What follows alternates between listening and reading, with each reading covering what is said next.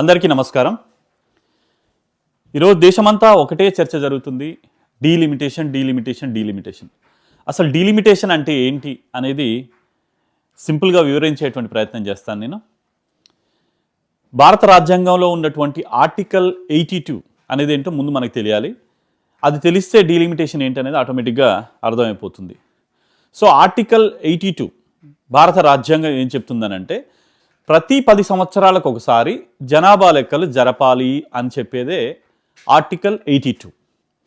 అయితే ఆ జనాభా లెక్కలు జరిగినప్పుడల్లా, అంటే 10 సంవత్సరాలకు ఒకసారి జనాభా లెక్కలు జరిగినప్పుడల్లా ఆ హెచ్చు తగ్గులను బట్టి, అంటే జనాభాలో పెరుగుదల తగ్గుదలను బట్టి పార్లమెంటు మరియు అసెంబ్లీ స్థానాలను సర్దుబాటు చేయడమే ఈ యొక్క డీలిమిటేషన్. అంటే జనాభా లెక్కల ప్రాతిపదికన ఎంపీ స్థానాలు కానీ ఎమ్మెల్యే స్థానాలు కానీ వాటిని అడ్జస్ట్ చేయడం అన్నమాట. అంటే ఎగ్జాంపుల్, ఇప్పుడు మన దగ్గర ప్రాతినిధ్యం వహిస్తున్నటువంటి ఏదైనా ఒక కాన్స్టిట్యున్సీని తీసుకుందాం ఎంపీకి సంబంధించి. ఎగ్జాంపుల్, ఒక మల్కాజ్గిరి కాన్స్టిట్యున్సీ తీసుకుందాం, లేకపోతే ఒక కడప కాన్స్టిట్యున్సీ తీసుకుందాం, ఇంకేదైనా కావచ్చు. అంటే ఒక కాన్స్టిట్యున్సీకి ప్రాతినిధ్యం వహిస్తున్నటువంటి మెంబర్ ఆఫ్ పార్లమెంట్ కింద సపోజ్ 15 లక్షల జనాభా ఉందనుకుందాం.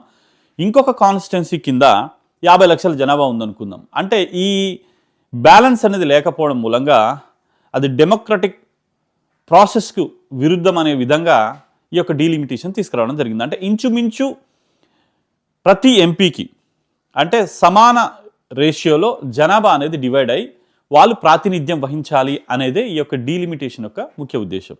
అంటే ఒక ఎంపీకి 50 లక్షల జనాభాకు ప్రాతినిధ్యం వహించి, ఇప్పుడు మల్కాజ్గిరి చూస్తే హైయెస్ట్ నెంబర్ ఆఫ్ పబ్లిక్ ఉంటుంది. అదేవిధంగా వేరే చూసామనుకో కొన్ని చిన్నగా ఉంటాయి నియోజకవర్గాలు. సో కాబట్టి ఇలా ఉండకూడదు అని చెప్పి ఈ యొక్క డీలిమిటేషన్ తీసుకురావడం జరిగింది. అంటే ప్రతి 10 సంవత్సరాలకు ఒకసారి జనాభా లెక్కలు వేసి దానికి అనుగుణంగా ఈ యొక్క డీలిమిటేషన్ ప్రక్రియ అనేది జరుగుతూ ఉంటుంది. అయితే ఈ డీలిమిటేషన్ అనేది ఎప్పటి నుంచి మొదలైంది అని అంటే, మనకు 1951లో ఫస్ట్ జనాభా లెక్కలు అనేది జరిగాయి. ఆ తర్వాత ప్రతి 10 సంవత్సరాలకు ఒకసారి కూడా అలాగే జనాభా లెక్కలు చేసుకుంటూ వస్తున్నారు. అంటే ఒక భారతదేశం అనే కాదు, ప్రపంచంలో ఉన్న ప్రతి దేశం కూడా ఈ డీలిమిటేషన్ అనేది పక్కా చేస్తుంది. అంటే జనాభా లెక్కలను చేసుకొని ఆ తర్వాత డీలిమిటేషన్ ప్రక్రియ అనేది మన దేశమే కాదు, చాలా దేశాలు కూడా, అన్ని దేశాలు కూడా ఆల్మోస్ట్ ఇదే ప్రక్రియను పాటిస్తూ ఉంటాయి. అయితే మనకు 1951లో ఫస్ట్ జనాభా లెక్కలు జరిగాయి. ఆ తర్వాత 10 సంవత్సరాలకు ఒకసారి అంటే 1961లో జరిగాయి, 1971లో జరిగాయి, 1981లో జరిగాయి, 1991లో జరిగాయి, 2001లో జరిగాయి, మళ్ళీ 2011 వరకు కూడా జనాభా లెక్కలు అనేది జరిగాయి. అంటే 2011 తర్వాత మళ్ళీ ఎప్పుడు రావాలి? 2021లో రావాలి. కానీ ఆ 2021లో జనాభా లెక్కలు అనేది జరగలేదు.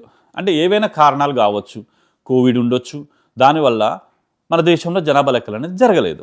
సో అయితే 1951లో జనాభా లెక్కలు మొదలయ్యాయి కాబట్టి 1951లో జనాభా లెక్కలు చేసిన తర్వాత వాళ్ళు ఏం చేశారంటే 52లో డీలిమిటేషన్ చేశారు. అలాగే 1961లో మళ్ళీ జనాభా లెక్కలు చేశారు కాబట్టి ఆ జనాభా లెక్కల ప్రకారం 63లో మళ్ళీ డీలిమిటేషన్ చేశారు. అంటే అడ్జస్ట్ చేశారు, ఎంపీ ఎమ్మెల్యే కాన్స్టిట్యున్సీని అడ్జస్ట్ చేశారు. 51 తర్వాత 52లో చేశారు, 61 తర్వాత 63లో చేశారు, మళ్ళీ 1971 లెక్కల జనాభా లెక్కల ప్రకారం మళ్ళీ 73లో కూడా డీలిమిటేషన్ జరిగింది. అయితే మరి ఇప్పుడు చాలామంది విపక్షాలు ఉంటాయి, మరి వాళ్ళు అప్పట్లో కూడా డిస్కషన్లు పెట్టి గోల పెట్టి, అంటే సపోర్ట్ చేసే వాళ్ళు ఉంటారు, వ్యతిరేకించే వాళ్ళు కూడా ఉంటారు.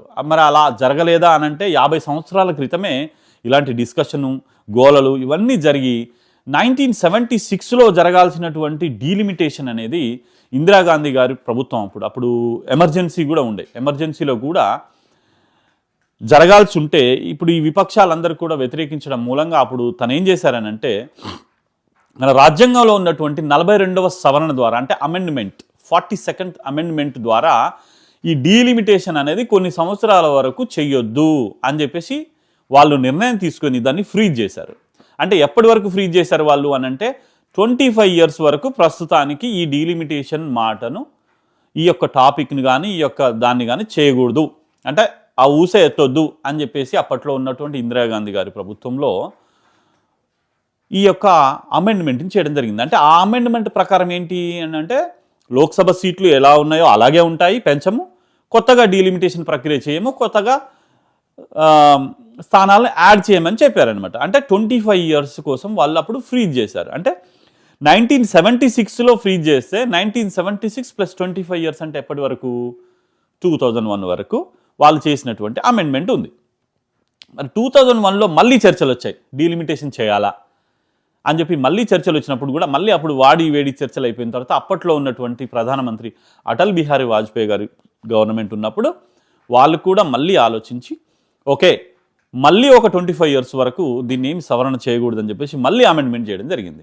అంటే అప్పుడు మళ్ళీ 2001లో అమెండ్మెంట్ చేస్తే మళ్ళీ 25 years వరకు ఈ డీలిమిటేషన్ ఊసెత్తకూడదు, డీలిమిటేషన్ గురించి ఏమొద్దు, తర్వాత చూసుకుందామని చెప్పడం జరిగింది. అంటే 2001లో చేసినటువంటి ఆ అమెండ్మెంట్ 25 years కలుపుకుంటే ఇప్పుడు 2026 అంటే నెక్స్ట్ ఇయర్ రాబోతుంది. అంటే నెక్స్ట్ ఇయర్కి వాళ్ళు చేసినటువంటి అమెండ్మెంట్ ఏదైతే ఉందో, అంటే ఫ్రీ చేయాలి అనేటువంటి అమెండ్మెంట్ ఏదైతే ఉందో ఆ అమెండ్మెంట్ అనేది 2026వ సంవత్సరానికి అయిపోతుంది. కాబట్టి ఇప్పుడు మళ్ళీ డీలిమిటేషన్ అనేటువంటి ఈ యొక్క టాపిక్ అనేది బయటికి రావడం జరిగింది.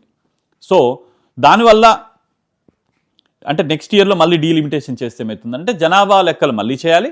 జనాభా లెక్కల ప్రకారం హెచ్చు తగ్గులు లేకుండా అన్నిటినీ అంటే ఈక్వల్ ప్రపోర్షనేట్గా బ్యాలెన్స్ చేస్తూ మెంబర్ ఆఫ్ పార్లమెంట్ సీట్లు కానీ లేకపోతే ఎమ్మెల్యే సీట్లు కానీ నియోజకవర్గాలు కానీ పెరిగేటువంటి అవకాశం ఉంది. సో అది ఈ యొక్క డీలిమిటేషన్ యొక్క స్టోరీ. సో దాని తర్వాత అంటే కొన్ని రాష్ట్రాలు ఏకీభవించవచ్చు, కొన్ని రాష్ట్రాలు ఏకీభవించకపోవచ్చు.